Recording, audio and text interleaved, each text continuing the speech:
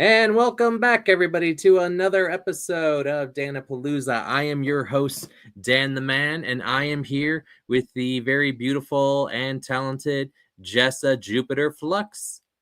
Hi. Thank you for It, having me, Dan. you're welcome. So, for those watching and future watching, Jess Jupiter Flux is an actress, a showgirl, a model, and a fortune teller. So she is more than a triple threat. She's a quadruple threat. so, so make sure to go ahead and follow that. And if you're wanting any information, go ahead and check out her website at jessadoesitall.com. So make sure you can go ahead. You can look at the latest merch or films or appearances. So go all there for that website. Is that correct? Yes, that's correct. Thank you. Alrighty. So, moving on, I'm going to let Jessa decide how we do the rest of the show here. So, we have three choices here. There's three pathways. Choice one is I can do the questions and impressions later. Choice two is I can do the impressions first and then the questions, or the popular mixed bag of I do a question and then I do an impression, question, impression. So, what I would you like to do? I think we should do the mixed bag. Okay. It's chosen again. It's chosen 98% of the time. I love that. So, yep. All right. So, my first question is what do you most like about acting in horror movies? Okay, well, I like acting in general. I kind of fell into doing horror in particular. I wanted to be an actress growing up, and I went on a lot of like go-sees, and I had trouble with them though because I'm actually insanely shy, even though I act out everything in front of people that I know well. It's whenever I get in front of people I don't know well that I used to really just like clam up and not be able to express myself. So that never went well. They would always say, come back whenever she's like a little more mature and can perform whenever we ask. So that was meh, but I always kept the dream alive. And then I met somebody at a strip club that I worked at, whose name is Alice Winkler, and she is super cool.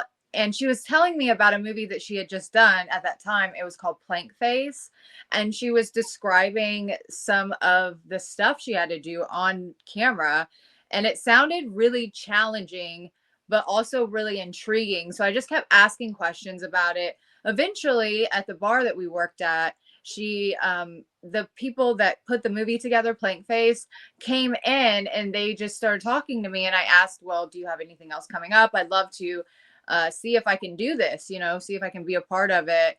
And they did have something coming up. They had, what was it called, Space Babes from Outer Space, and I have the smallest part in that. But they asked me to do just the smallest part. It's like basically whenever the space girls are going back home, Mhm. it's the Titty City Welcome Committee. And I basically wave and I welcome them back. And that's really all that I do. And then I do some really fun extras on the Blu-ray. Mhm. If they have like a choose your own strip club adventure where you can pick out the girl's outfit, you can tip them chicken nuggets because that's what they tip them in the movie. And also, I just want to warn you, my dog may bark at random times. I can't really control him. He's a crazy guy.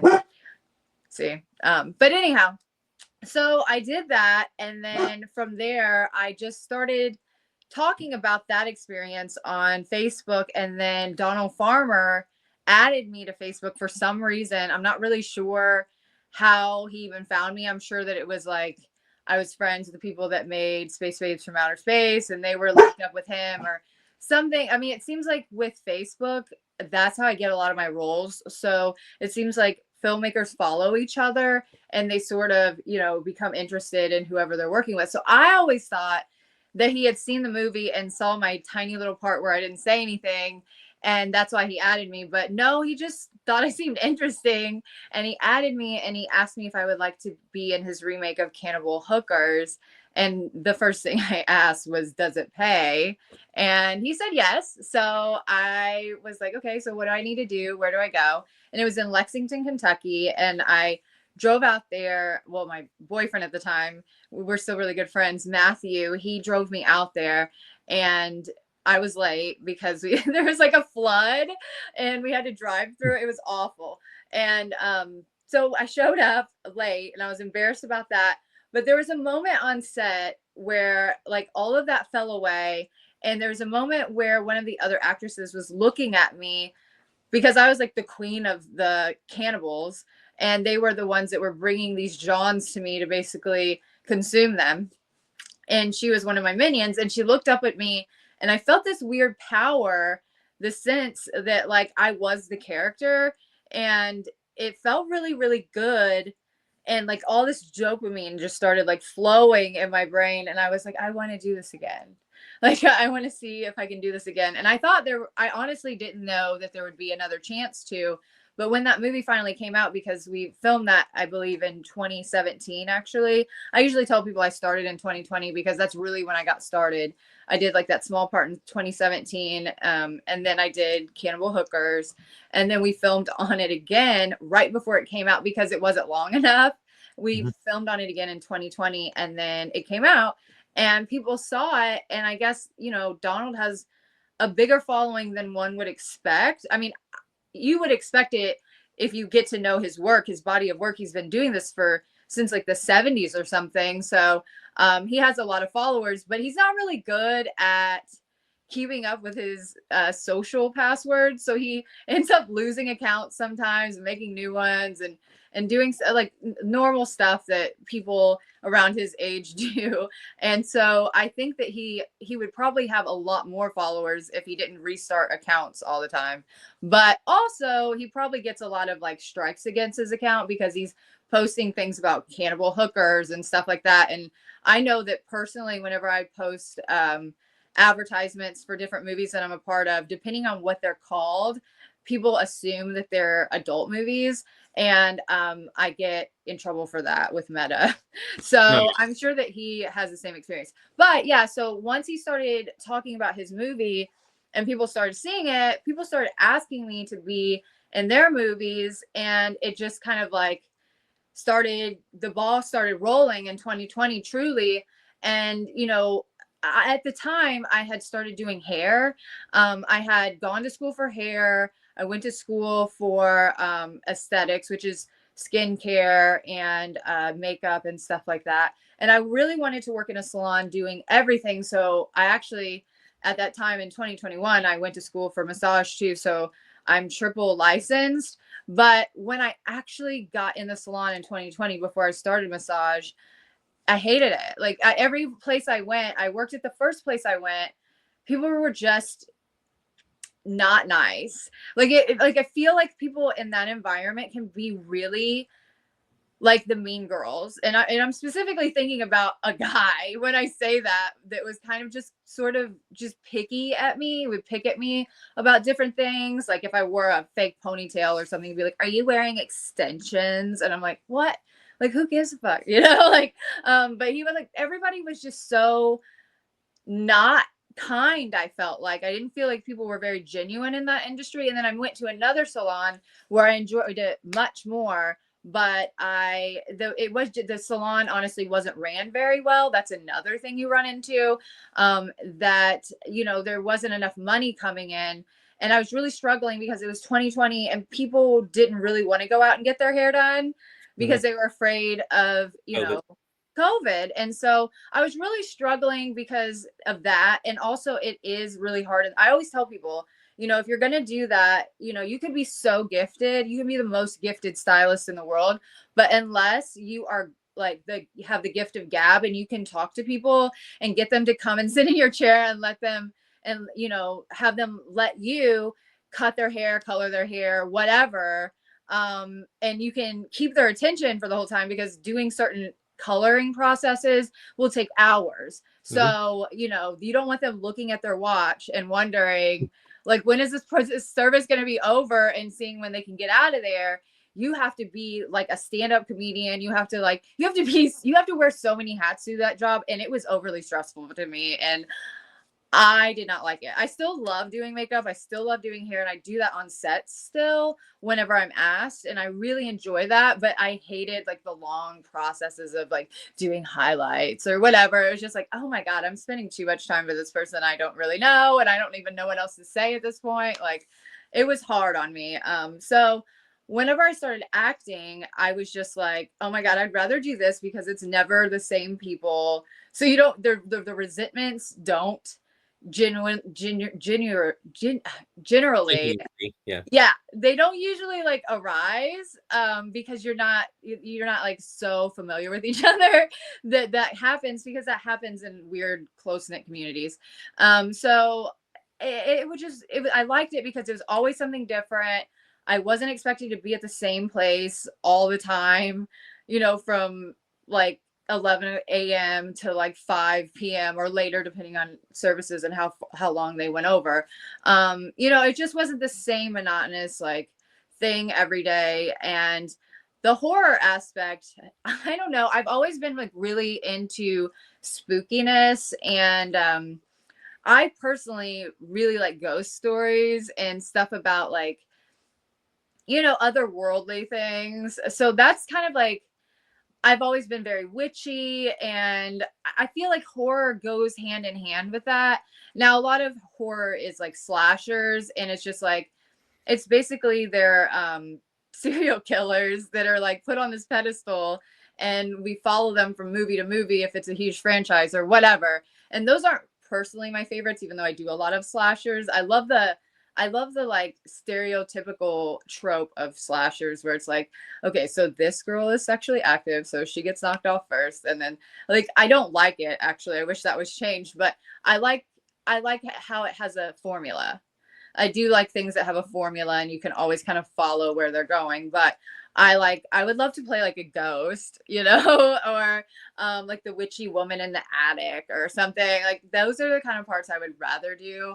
Or like I've had this idea recently where I'm just like, why doesn't the like, because I play a lot of bimbos, which is really funny to me because I'm a huge like nerd, dorky person, Mhm. and awkward and probably on the spectrum, and so and like I said, I was very shy. Like I couldn't talk to people growing up.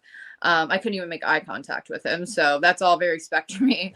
And so to think that I'm like this popular girl that's like, sleeping with all these people and stuff is like really funny to me. So I really ham it up in those roles because it's just like playing the opposite of who I am. And it's fun to get that chance to be that person. So I do actually very much enjoy those roles, but I hate that people sort of stereotype me in that part. You know what I mean? So I was thinking, if I have to play this role, wouldn't it be awesome if the bimbo wins?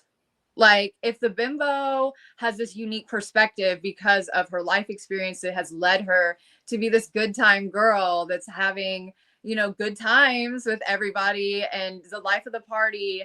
And yeah, I want to be a good natured bimbo. Like I hate playing the bimbos that are like bitchy and they want everybody like they're like backstabbing and stuff like that.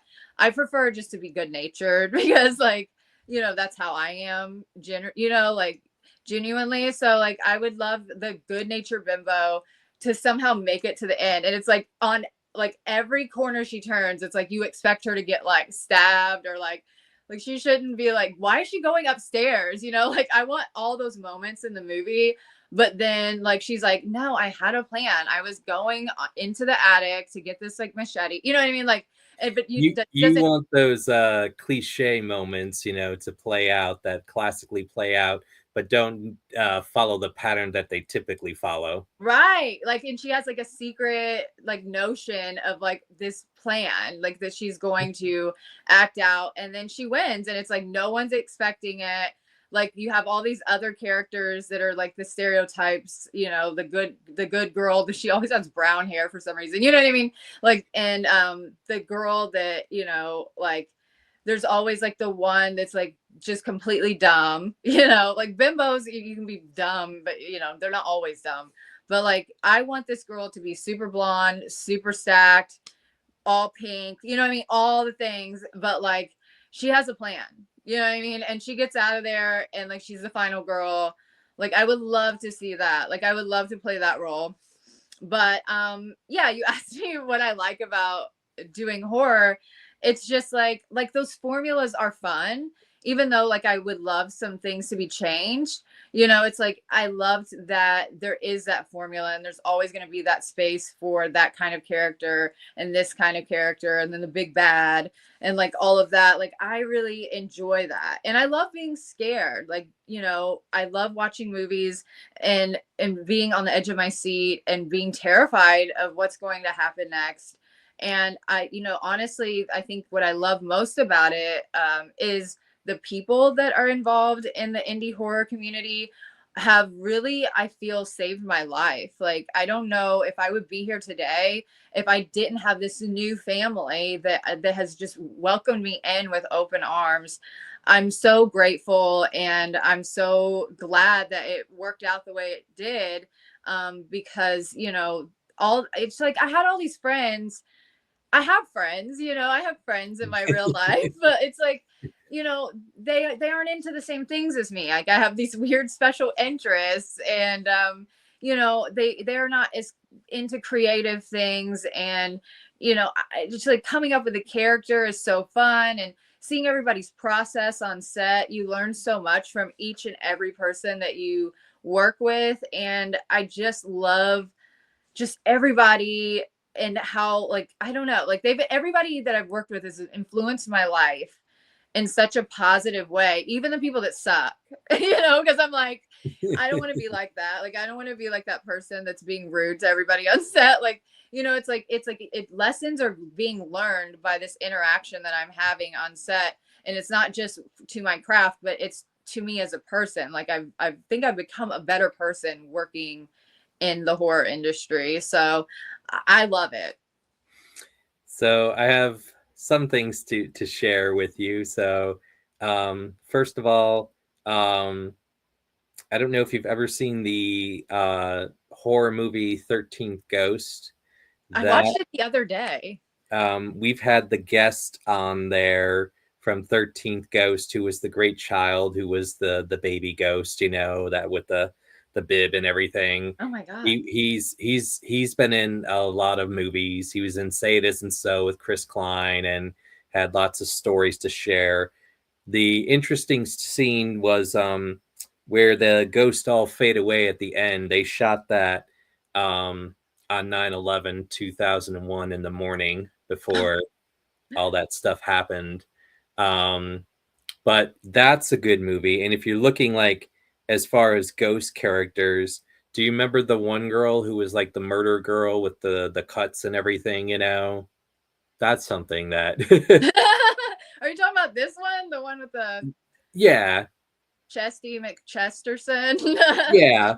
But I feel for you would be like a different version of that, you Yeah. know, but you know, like but I'm thinking of somewhat of that type of dead and ghost and you know would be a good character for you, but a different version of that.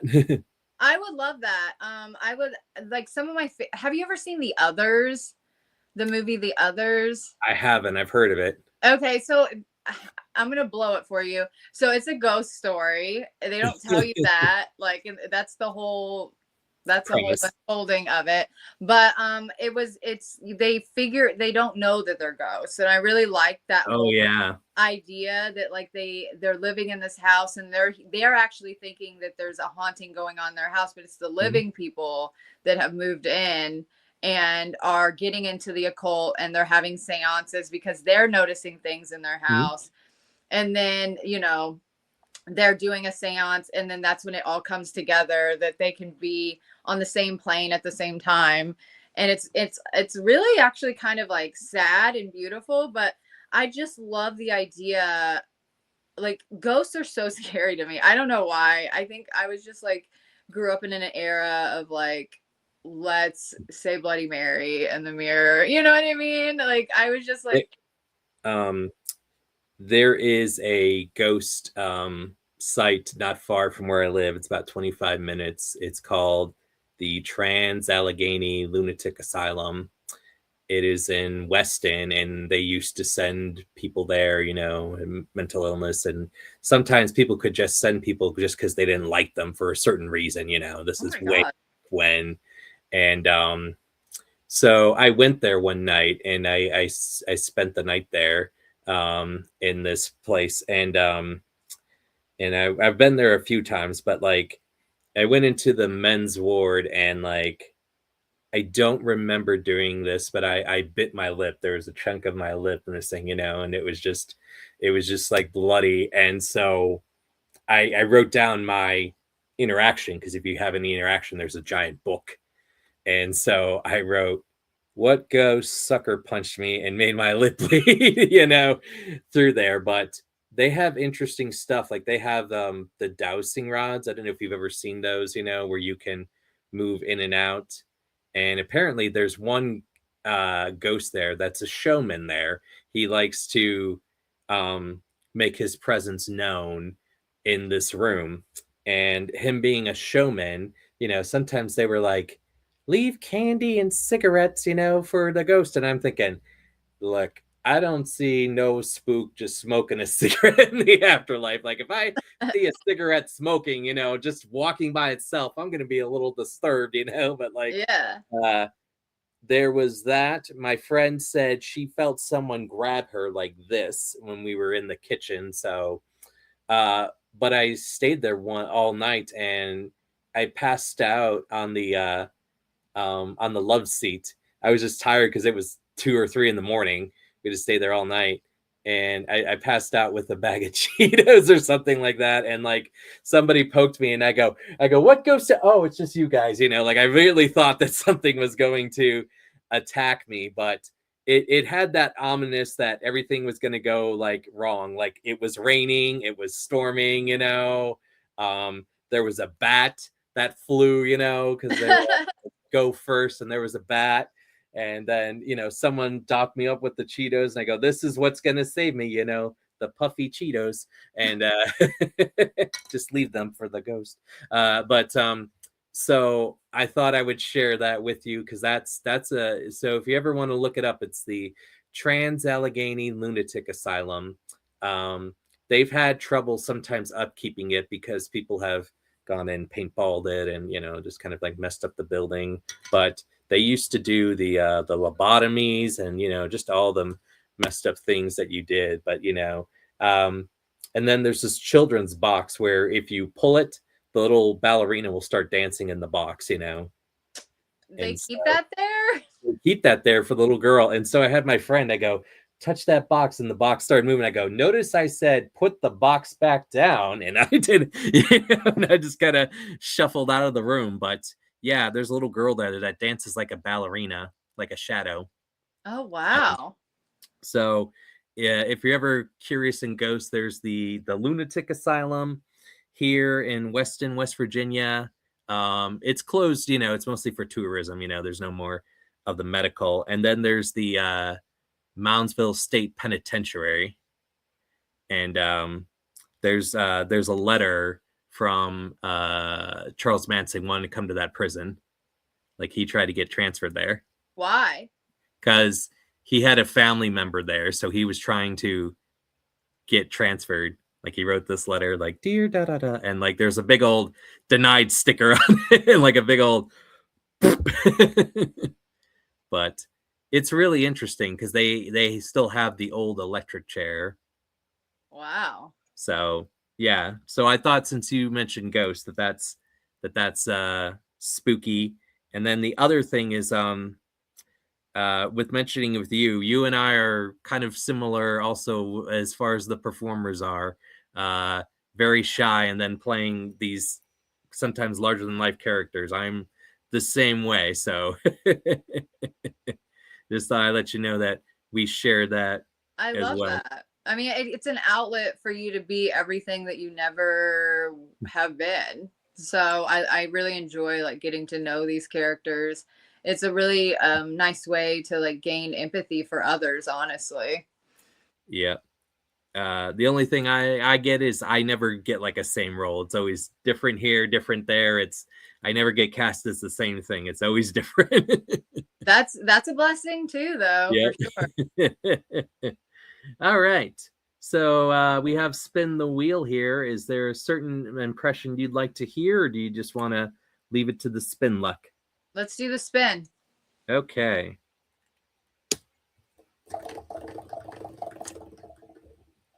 Okay, let's see. Do you know Bride of Chucky? I have actually never seen Bride of Chucky. Which, are you gonna do the Bride of Chucky, or are you gonna do Chucky? I normally do Bride of Chucky and Chucky's voice, that whole movie. But if not, I can do something else that you have heard of. So that way, let's see. I'm just gonna list stuff off, and you let me know if you've heard it. Jurassic Park. Yeah. Jurassic Park. Yeah. All right. Let's do Jurassic Park. Okay. All right. I got my watch here just to time it. Okay, you ready? Mm-hmm. Dun dun dun dun dun na na na na na na na na na na na na na na. Look, I am sorry, Dennis, but those are your problems. Nedry's missing. Check the vending machines. Look, I have no time for you. Yeah, look at you. You're stupid. Why don't you go fetch a stick? Oh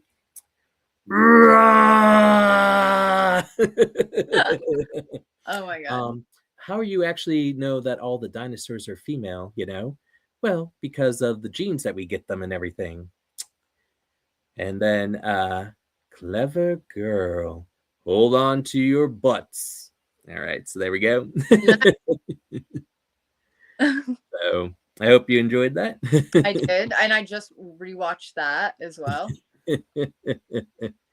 There is a funny one on Instagram where I think they did it for these kids where all the parents and everybody dressed up as inflatable dinosaurs and they played Jurassic Park and someone was the door and you just see them all on the playground making Jurassic Park noises. I love that. Especially the guy in the monkey bars makes the loudest sound. It was hysterical. All right, now I'll do Ghostbusters. You familiar with Ghostbusters? Yes. Okay, you ready? I particularly like the university. For that, they gave us funding. What are we going to do for our work?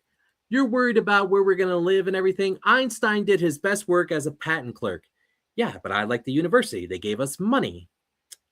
Look, do you believe in everything such as the Loch Ness Monster, the Boogeyman, anything? Look, I believe in whatever it pays.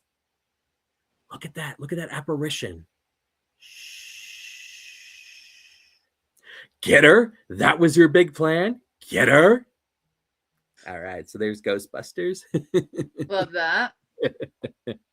So, do you want to ask me a question? Or you want me to go back to asking you a question? Whatever you would like to do. Oh, how did you get started doing impressions? So, that's a fun question. In my childhood, my sister and I used to go to the movie store when that still existed, and we'd rent our little VHS tapes, and we used to act them out. I wore out Dumb and Dumber because I used to act that out all the time in front of my parents. But we would rehearse a lot of movies together, my sister and I. And then when I did a talent show in third grade, I did impressions in the song of a Lion King, Hakuna Matata. So that kind of started it. And then I realized that people really enjoyed it because I did acting and some film, and I just realized that I wanted my podcast to be different, and the impression was a way to get the guests to relax without being nervous and entertained at the same time. And it wasn't like I was taking a lot of time. So I just wanted to do something where it would settle and ease people in and be a little different. But just like I did a panel the other day, and I won everybody over with my Arnold Schwarzenegger, which is my most requested impression is Arnold. Nice. Yeah. Where was So the panel? so I did the panel here on my podcast, and it was from the class of Newcomb High, the trauma team. Wow. Yeah, with Jennifer Baptist, Gary Schneider, all from the trauma video class of Newcomb High, and Rob Pritchard, because they're going to be at Creature Feature next weekend. But they really enjoyed the Arnold. Gary Schneider was still sending me like emojis about Arnold Schwarzenegger via email. So, but I'll have to, when I close out the show, do my Arnold, because that's what I get requested the most. Okay. I look forward to it. Yeah, I get that one. I get Gremlins and Goonies, where sometimes people are just calling me Gremlin guy. So I don't know. There's a few percent of people. Okay. Do you do a Mogwai? Yes. Yes. Cool. So I should probably just do Gremlins for you right now if you're feeling the Mogwai voice. But that one, yes. And then it's for spooky season and Christmas, so it gets requested a lot. All right. You ready? Yeah. All right.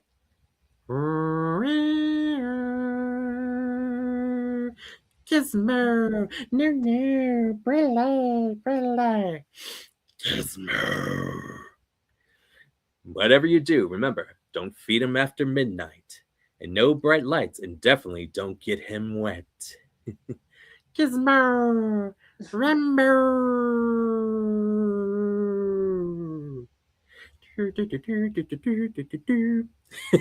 I love it. So that's the one I always get asked for is I love that. and it's because I've watched the movie a bit, and then I also had to talk about Gremlins with Mark. I want to say his name was Dobson. He was a puppeteer on Gremlins. Oh wow. He was a puppeteer for Gremlins, and then he was also the puppeteer for Salacious Crumb in Star Wars.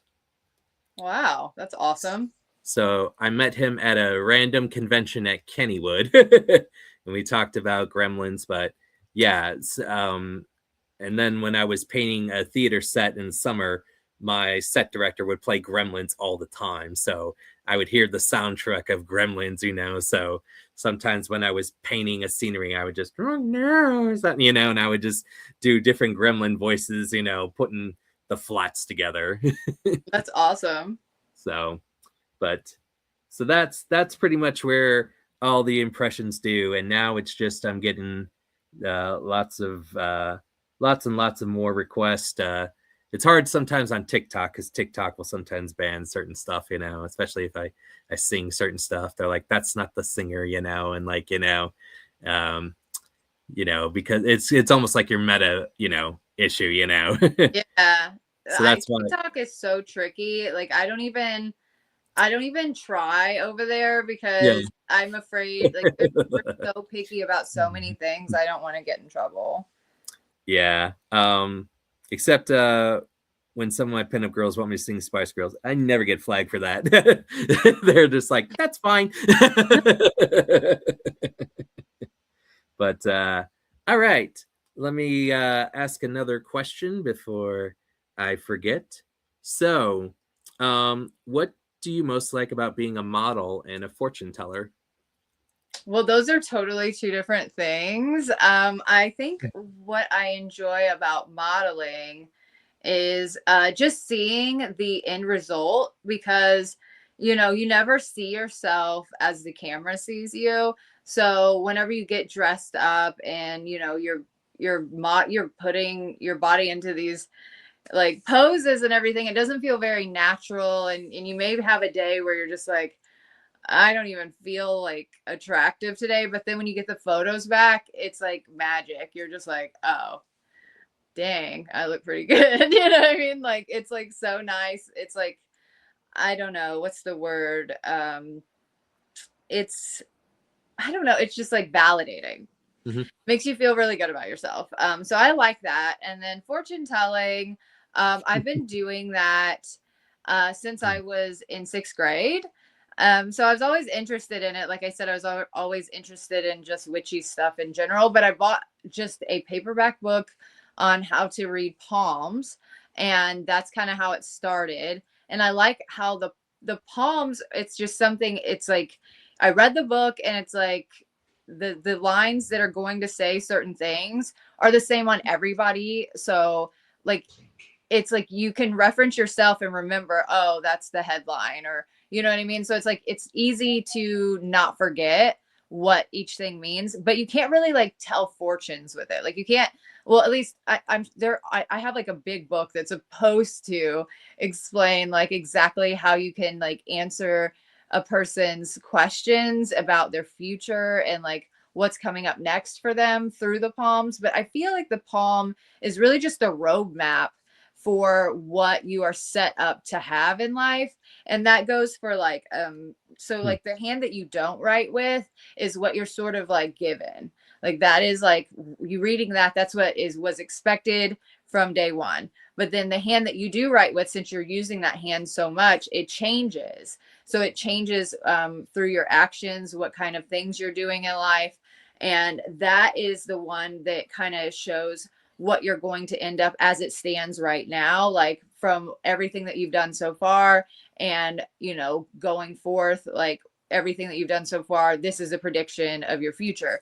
So you look at both and you kind of compare them and you can kind of tell people like, okay, so this is kind of like your childhood, it was like this, or you know you know you had a great loss at this time, and you can kind of pinpoint it. It's really crazy how well you can pinpoint it, like their age when something specific happened, like a loss of a really like a loved one, that maybe like depending on the lines, if the line goes with you and then there's a cross through it, it's like they really guided you and like almost like made you who you are, and then you lost them and it was a great like it was devastating or whatever. Or you can see also when people are going to meet like the love of their life too. So it's like it can be, you know, really validating just to say like, oh, I see that you had like a rough childhood, or I can see that you had a really easy childhood, or you know what I mean, like you can see, or I can see that you have gone through a great illness and you've come out ahead of it. Or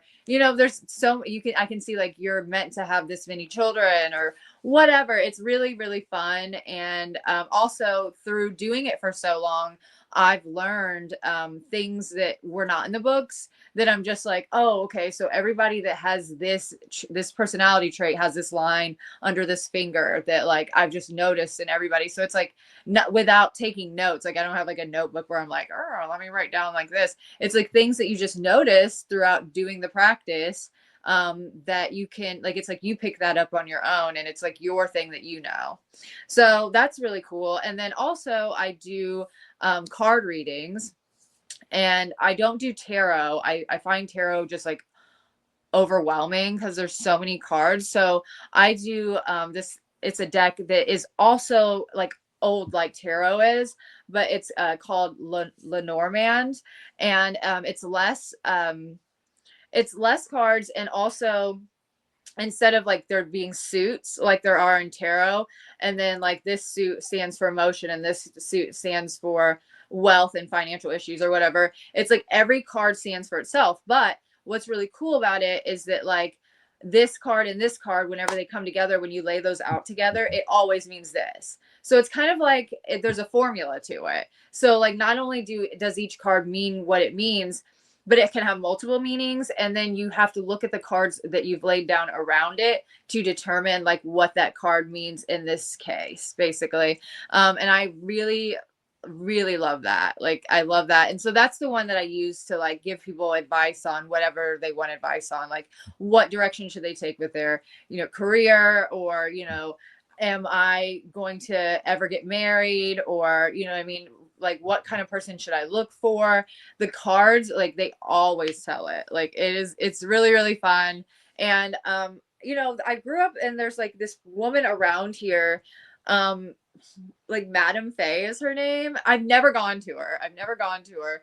But I just love that this woman has been around my whole life, and she's reading palms and she's making a living off of it. And it just like it makes me feel like if I ever wanted to lean into that and like have this as like another way to make money, because I do, so whenever I do conventions, I do like put a card on my table that says like card readings are this much, and palm readings are this much, and I usually don't do it unless it's slow. So because like if it's like really busy, I can't like just take time away and just be like, okay, so I'm gonna spend 20 minutes reading this person's palm or whatever. You know what I mean? So I will do it like when it's slow, and it's kind of a way to interact with fans too. But knowing that that like brings in money, like people will come by, oh, you read cards, you read palms, like they're interested in it, they want to try it out, they want to see what, you know, like, is this person really going to be able to tell me what's up, or are they going to tell me what I've experienced thus far? Like when you're able to do that, and like all of a sudden they're like, oh, like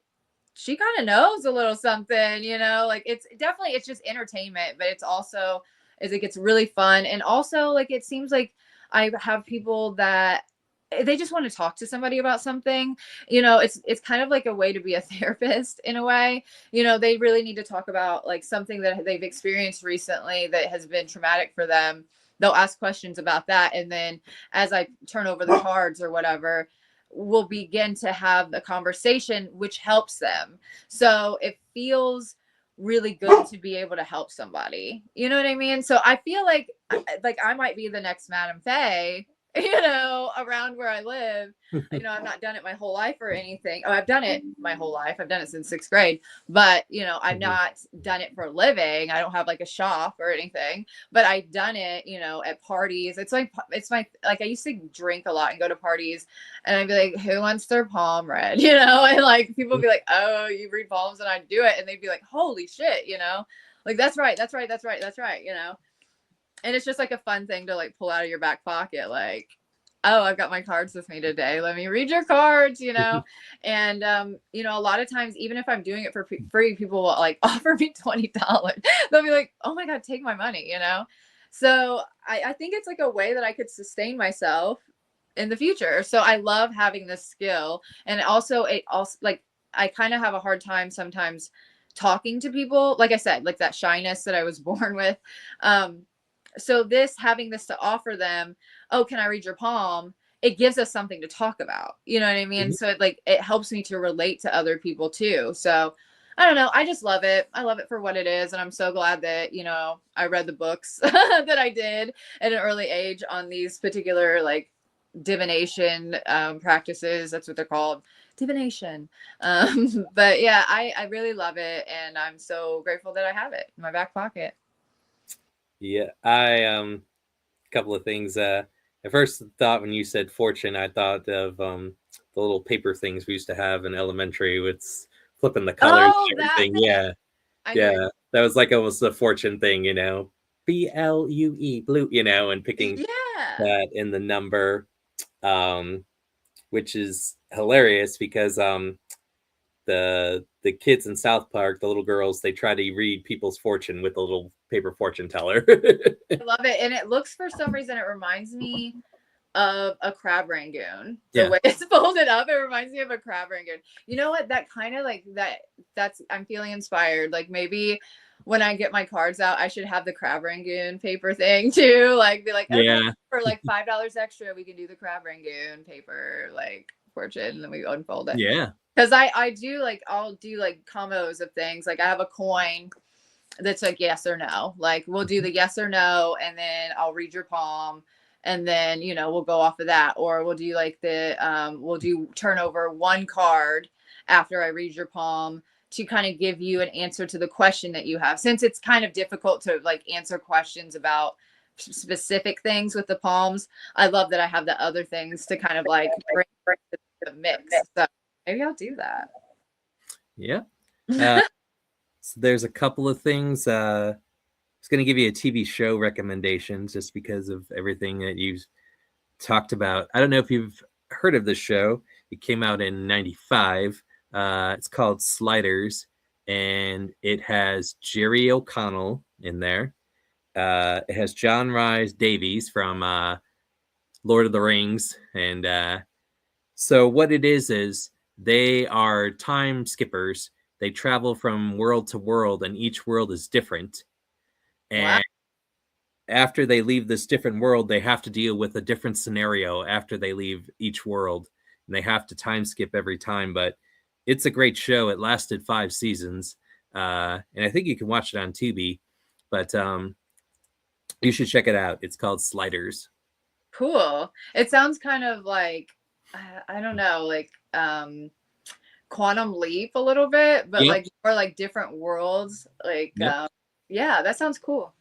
Yeah, because I've watched a couple episodes. One, they believed that they were still set in the Old West. There was another one where there was like a zombie thing and they had to, break out from that. There was another one where the younger people were in charge of the population. Wow. So I enjoy it, but it's got that typical, 90s intro and everything. I do like stuff like that. Like I have like a lot of stuff from Charmed. Okay. Like I have like the DVD box set that's the Oh, Book of yeah. Shadows and like books that are like trivia on it and stuff like that. I'm kind of a nerd about it. Yep. So check that show. I thought I'd recommend that to you. Thank you. All right. Let's see what other movies. We have Scream, Back to the Future, Little Shop of Horrors, Scary Movie, Goonies, Rocky Horror, Dumber Dumber, Killer Clowns from Outer Space. Do you know any of Do Scream? Scream?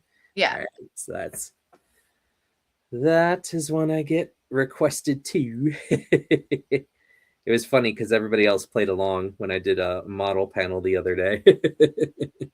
I love that. All right. Let me go ahead and okay, ready? Mm-hmm. Hello? What's your favorite scary movie? Who is this? Why don't you go ahead and check out on the patio? Listen, there are certain rules in order to survive a horror movie. Look, if I'm a suspect, then you're a suspect. Let's face it, Sid. Your mom just flashed that shit all over town, and your mom was no Sharon Stone. Billy stabbed me a little bit. I'm feeling a little bit woozy. Hold on. What was that? Guess who called the cops and you're going to be reported on your sorry ass. You really called the police, Mom, and Dad are going to be sorry. You find her. I can't, man. Billy, you stabbed me too deep. So. I love that. Yeah, we all did the Sharon Stone thing together. I love that. Clip. But it was interesting when I met Roger Jackson, who is the voice of Ghostface. Oh, And really? yes, he is the voice of Ghostface, and he's the voice of Mojo Jojo from the Powerpuff Girls. Nice. And he was like offset, so he really wasn't on set when he was calling and doing the voice. But I have my Scream mask signed by 10 people, and when Roger, the first person to sign it was Randy, Yeah. and so he signed the mouth. He's like, "Can I sign the mouth, man?" And so he signed it, and I did not realize that was a popular spot because I got it signed before COVID. And when it came to Roger Jackson, he goes, "Oh, that Randy, he signed where I wanted to sign." Like, well, we can go get him. He goes, and so he did the Ghostface voice and talked to me a little bit about that. So when I met him, and then when I met Nev Campbell, she also wanted to sign in the same spot. So I was like, well, I guess we're all gonna go get Randy. Let's get everybody. We'll get Skeet. We'll go walk over. But yeah, so that's always fun. And when I was in 7th grade, I made my first costume ever, and it was Ghostface. How did you make the face? So it was funny because when I was in 7th grade, I had moved recently, and those masks were on sale because it came out like early in the summer, I think. So that Halloween, 30 of us are all wearing Ghostface masks because everyone had to buy it. But my mom bought like a long cloth, and we kind of sewed it, for the arms, and then cut, snips to make it drape. But when I had sewing class, I'm trying to go like, what's your favorite? Oh shoot, I messed up with the That's foot pedal, awesome. you know. Did you really get to work on it in sewing class? A little bit, yeah, a little bit. That's awesome. Like whenever I did home ec classes, I did one in junior high and one in high school. Mhm. I never really got to make anything that like I gave a shit about. Yeah. But one time, my teacher, I was vegan in high school, and she's like, I'm always making things that you can't eat. I made you like she's like I brought this recipe. We're gonna make like this certain kind of chocolate cake, and it doesn't use like dairy or eggs. And I was like, that's so nice. But like that was my only time I got to really have something that like I wanted to eat or like have. Yeah, there was a girl in my class. She was making this red kind of sequence dress because we went to go buy the material at Walmart, you know. That's because if they didn't have it, you know, sold, you had to go to the, you know, the little fabric part, you know, and lay it down and the yards. And she kind of helped me because I had what we call lead foot, just signing that, you know, I didn't realize, you know, you got to tap and flow and the needle and everything. And, you know, the seam ripper was my best friend in my pocket for a while because I would just over sew. But eventually I got the hang of it. But, you know, when you're like 14, you know, you're just not thinking like delicate. You're just like, I want to be done. Yeah, that's how I felt too. And I really regret that because I really wish I can mend things. And people are always like, you can sew. Because I'll Yeah. like just bring, I have like a sewing kit that I travel with at all times. And so Mhm. if someone has a rip in their clothes where we're on set or something, I'm just like, oh, I can sew that together. And they're like, what? And so like I'll just be like sewing things together. So I mend things, but I don't know how to like actually use a sewing machine because same, I was like getting everything jammed in there. I didn't give a crap. Like I was just like pushing it through. And I wish I would have taken the time to actually learn that skill. It would have been nice. Yeah, I can sew a little bit with a sewing machine. I usually move it and then I like look at the needle, I touch it once and I go, okay, all right, okay. After I do, you know, many checks. But I'm better with the just sewing freehand, you know. Yeah.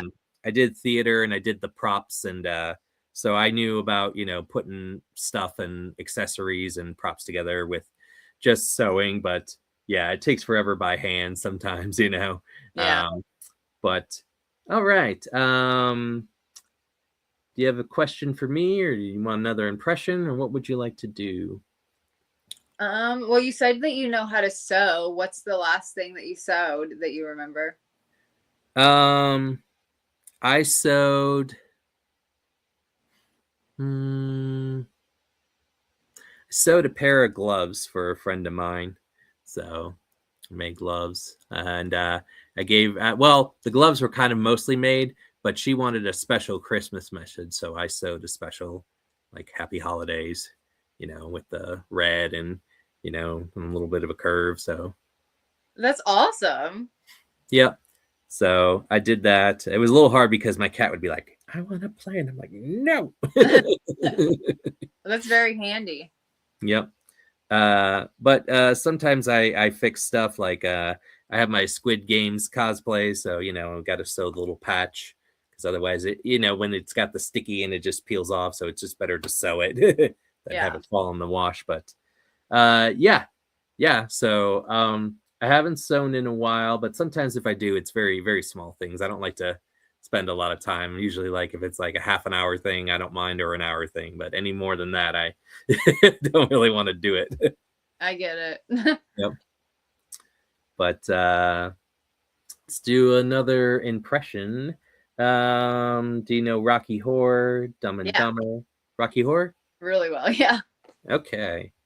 Interesting story. When I met Nell Campbell last year, we sang and danced Hot Patootie together, Little Columbia. That's Yeah. awesome. She was like, you would think was kind of funny, but when I told her, she goes, I understand we're doing a video today, Daniel. And I'm like, yes, we're doing a video. She's like, oh, excuse me, I have to get my brush out, you know, and she's all, you know, this. And then she goes, "Are we going to sing and dance?" She's like, "Yeah." She goes, "Oh, hold on, I got to get my makeup," and just like she's got to go in the full bag, and so she had to spend like 5 minutes getting all beautied up, and then for about 20-30 seconds we danced and sang Hot Patootie because I was dressed as Eddie from Rocky Horror. He's really the best character. He is, and that's who I'm gonna go as for creature feature. I'm gonna go as Eddie and interview some people dressed as Eddie. I have an Eddie cosplay, and then I have a Seymour from Little Shop of Horrors. Nice. And I have a little Audrey that I carry with me. So, is it a puppet? No, it's actually. I'll show you because it dances and sings. That sounds awesome. But there we go. Oh my god.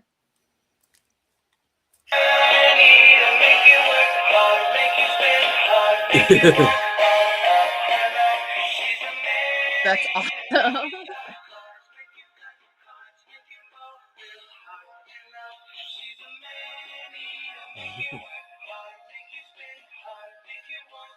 Where did you get that?